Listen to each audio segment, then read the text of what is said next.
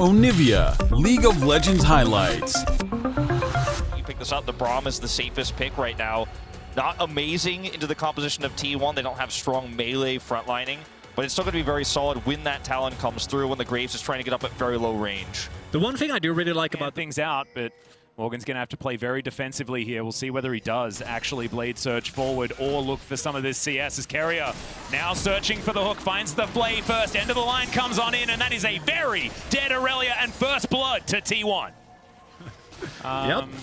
Seen a fair bit of that. Well, this streak is going to go over for free because there's a little bit of a hole in T1's to come through, or last 3-minute plates, I guess. You want to be technically correct.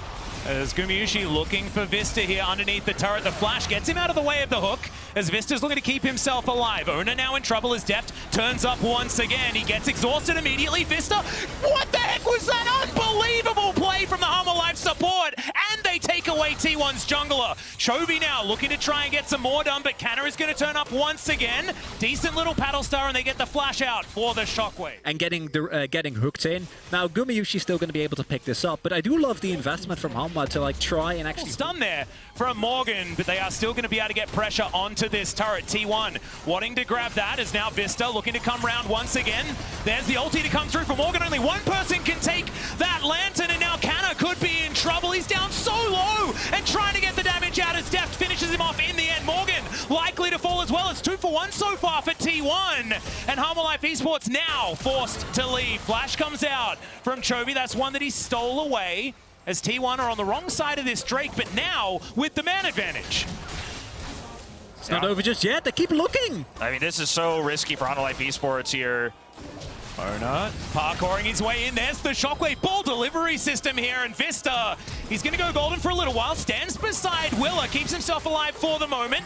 As Ona, below half health, great hook to come through from Carrier, but there is another stopwatch from this team. Of course, Willa, no way out. Wasn't going to invest the flash, as it turns out. Full health on the Zoe, trying to hit these pot shots while everyone else is blocking, and they're coming back in.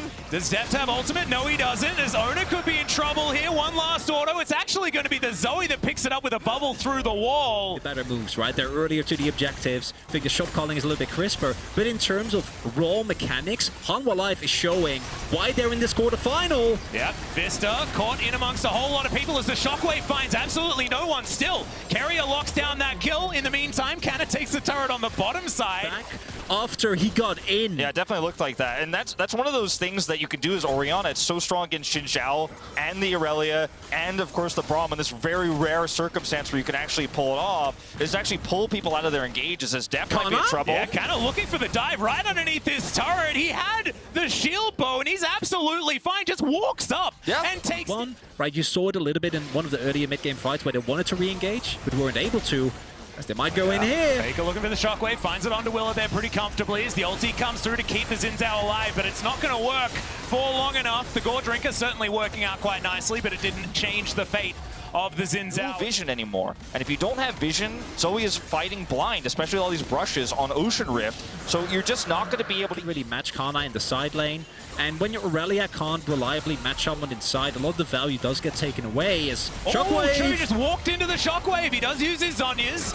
Try and keep himself up, and now will flash away, but Willa is going to pay for his sins. The ulti comes down, and it is not going to save the Xin Zhao. Ona not done just yet, as Everfrost already massively ahead. Yeah, they're already so far ahead. You don't have a jungler anymore as Hanwha Life Esports. 100% you can take this. Hanwha Life, this is a mistake to challenge. Yeah, well, Carrier finds yet another hook, but there's no backup, as now Morgan looking to get in there, does dive into the back of the pit, as Hanwha looking for more. The Baron does go over to T1, but can they keep themselves alive? Will any of these Barons make it out of the pit as Guma is about to say yes? The bullet time not finding the value they were looking for, but the bubble will now connect. And Chovy's going to find the paddle star there as well. So Ona has been taken down. 2 Barons remain. You have Aphelios in Guma, who's going to just be there anyway, and you can set up a 4-1 and still utilize the power of the Baron. Well, speaking of utilizing things, Vista going to throw out his ultimate, Ona, but he does need to try and utilize them as these turrets are just falling one after the other. Vista, no ultimate available, but he's still stepping forward, trying to deny this turret from T1, but it is not going to work.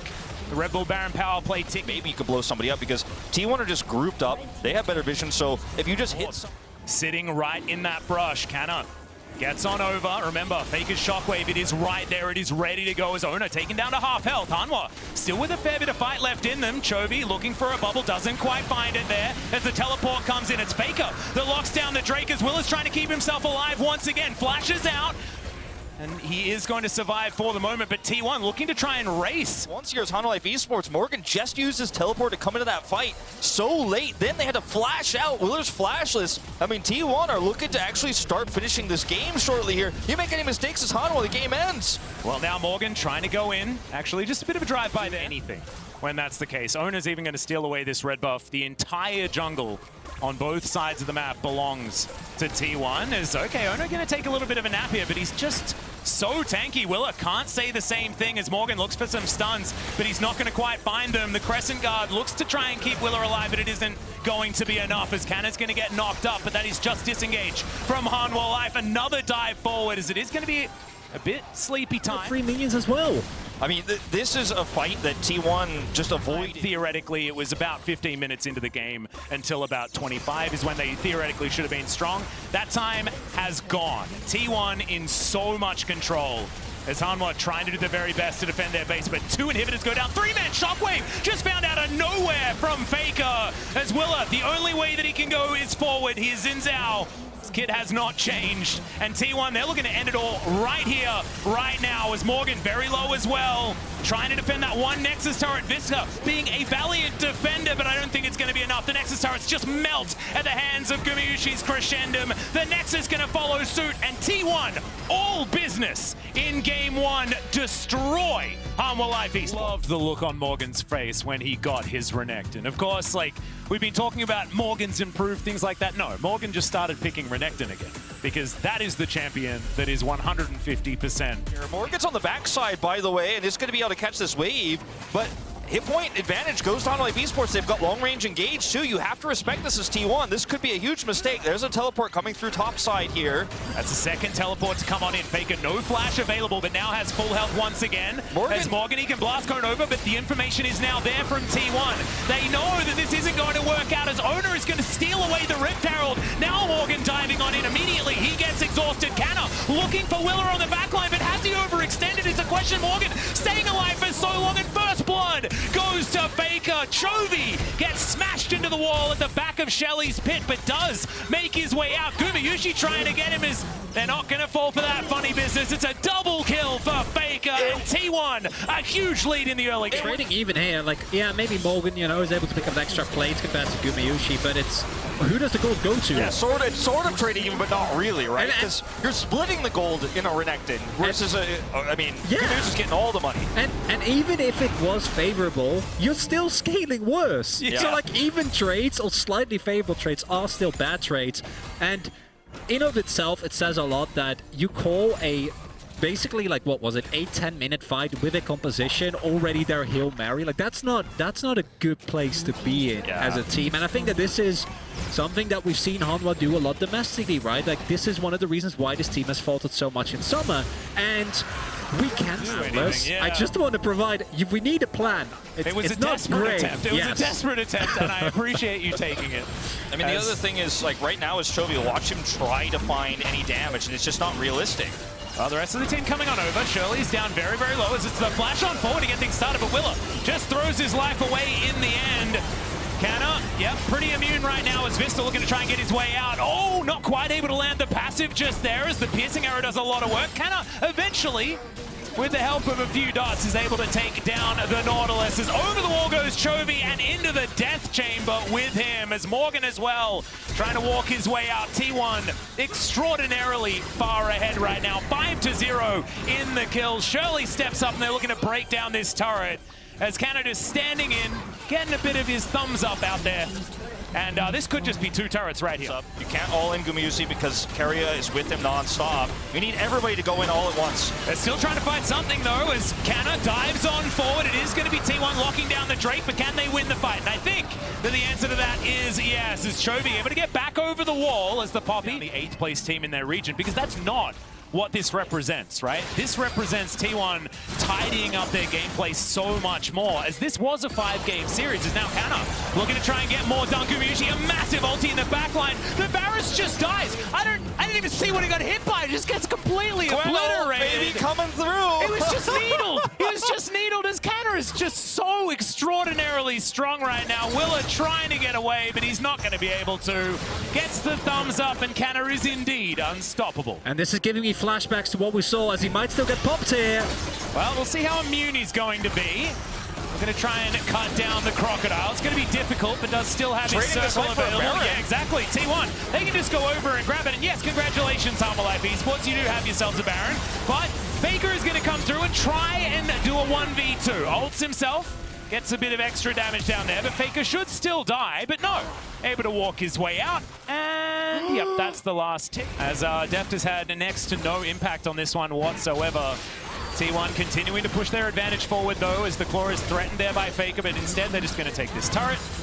All just standing in the mist alongside Canna, as Ona just playing defense, and he can certainly do that. Oh, over but the crying, I think, in the second game. And if you're a Hanwha Esports fan, the tears might already be flowing a little bit. One step ahead. Yeah, it's really, really rough. They're going to fight for this blue buff. It is going to be secured there by Chovy, so at least there's that. And now Ona actually in a bit of trouble. He's going to flash his way out. Faker there to follow up, though, as he dives on forward with that Ring of Frost. Still has the ultimate. Also has a Zhonya's as well, as Faker actually going to fall here. He'd already used that Frozen Tomb, so unfortunately no option to have that one. It's a 1-for-1 thus far. Of a fight that was for T1, the fact that this is this close is a bad sign. I mean, T1 were way out of position, and they still end up trading it back. It's free. Diving forward. Keeps going. And Morgan has no teleport here, so he's going to have to just kind of hover around and wait for the sandwich to come through. But there's so much vision here for T1 that Hanwha Esports had to push through. And it's going to rush it down. Morgan can dive on over the side. Steadfast presence is going to be there, and the Poppy locks down the Baron. Now can they win the fight, though, as they immediately just run over Chovy. And with Chovy dead, there is nothing left. It's a triple kill for Gumayusi, and Deft finds himself alone. I think this is the end for Hanwha Esports in game number 2. As Deft not going to be able to cleanse again, and that's going to be the ace given over. T1 storm down the mid lane in an extraordinarily dominant first 2 games. They'll bring themselves to match point. They've neutered Deft in the early game. They prevented Chovy from getting a lead back-to-back, game after game here. Chovy's not able to carry. He's not able to pop off. Morgan not getting ahead. And these early game, extremely tempo-based compositions that we're seeing Hanwha Esports try to run into an extremely macro-aware... Piety. Yeah, but this is an LCK versus LCK, so it is R5 Gnar. That's how it's supposed to work. I like this Gnar actually a lot better. I know it's not as fun as what you guys were maybe hoping for in that Fiora. Shove this out and guarantee the Olaf gets the first break. Now you have a slight advantage, a little bit of extra resistances here going into that upcoming As Will is going to make his way into the river, gets double raked, and gets a thumbs up for it. Very, very nice, as that's a Gravitum stun that's going to land. The hook is going to go completely wide, though. That was an odd maneuver. Carrier gets stunned up. And now Will is making his way in, but Ona in perfect position. Do you want to fight a low-health Olaf, though, is the question. And Ona's answer is absolutely. Yes, I would very much like to do that, as Stand Beside Me comes on in. And Ona's going to get exhausted. That's the flash forward. Ona thought he'd done the calculation, but it doesn't quite work. Everyone's health bar is extraordinarily low, though, and T1 are closing in on this bottom side of the map. Deft, yeah, Vista's going to have to cancel the back, because he doesn't want to leave Deft alone. As the rake's going to be avoided this time. Deft is going to flash, get himself out of the way. Not a lot of summoner spells left remaining, and first blood goes to Gumayusi as piercing arrow comes in. But they get the shove, they put down the ward, immediate teleport comes through from Kana, who gets all plates and first turret, so 610 extra gold going through. They get a Drake here. I think we're in for a good one. Yeah, I think this is a world's winning T1 performance right now. However, that is getting way ahead of ourselves, because this series isn't even over yet. And Shirley is now getting taken down. T1, let's see whether they can win this battle. Gravitum comes on out. Chains of Corruption are going to be the answer, so that means Hanwha should be able to get Shirley, but the Moonlight Vigil comes down. That's stolen away, though. Ona actually diving forward. Faker using his ult to make sure no one can get out. Deft going to be the first victim. That's another one to go down as well, as unfortunately Will is not going to be able to Ragnarok that, and Chovy's still alive. Morgan is his only teammate that's also there, and unfortunately it's not for too much longer. He needs to try and get through both Canna and Faker. Okay, fight's continuing to erupt here. The flash has to come through because the return of the Rake was going to be enough to get rid of Chovy, and he's getting closed in upon. Carrier actually gets it with the edge of the hook. Man and done with Kia, which... Oh no, but like if hey, look, beats someone, Kia, yeah, then that's an amazing semi. The team's moves, and it's cool, but in the end, it doesn't matter. But the cohesion and the teamfight execution from T1 is... it because it has been, like, finally we're breathing out after holding our breath. Team. As Chovy finds himself alone here, we'll be able to get out, but that's going to be a dead turret, and... I mean, we like Esports don't have any vision on the Baron. They know what's being done, though. They're going to go through this choke point. Yeah, some scary guns on Gumayusi as well as the ult comes forward from Vista, trying to start this one off in their favor. It's not the steal, and it's just a dead Willa to start this one off. But at least Morgan dives on forward, takes out Faker, tries to drive by, but it's not going to work.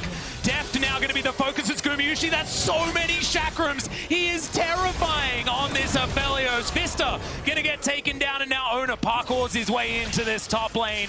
Deft a sitting duck right now, and it's the double kill to come through from the T1 jungler, and that, I think, was the last gasp from Hanwha. The third time in a row, this comp from Hanwha, they need a lead. We have seen these comps work if they get out early, but now Carrier. This is going to get hooked. Don't miss. Yeah, Carrier is just a little bit too good on this Thresh. As yeah, Faker's going to come on through, throws down the ultimate. That is going to be Soul Point now available for T1, but I don't know whether this game has another 5 minutes in it, as this inner turret's getting sieged up. To check in on that Red Bull Baron power play, we're very close to 4K. And Faker's going to take down the inner turret in the mid lane. Same to be said for this bottom lane for the rest of T1. And we're going to head towards about that 5,000 mark. Hanwha Life, can they actually defend this is the question. I think the answer is almost a glaring no. As Canna walks on forward, he's got the Meganar, slows down Deft. No flash available here though for a flank, but he has to sweep out all of this vision. And T1, they've got all of the answers. Gumayusi now with the grab and stuns up almost everyone by himself. Gets the ulti out from Vista. And now Hanwha have to get back to their fountain. What can you do? I mean... 3-0. They return to form, and I hate to say it, but I don't think people will be talking about this series from years to come. This is one of those series where you go for a miracle if you're a Hanwha Life Esports fan. Tournament life on the line here. I don't know, man.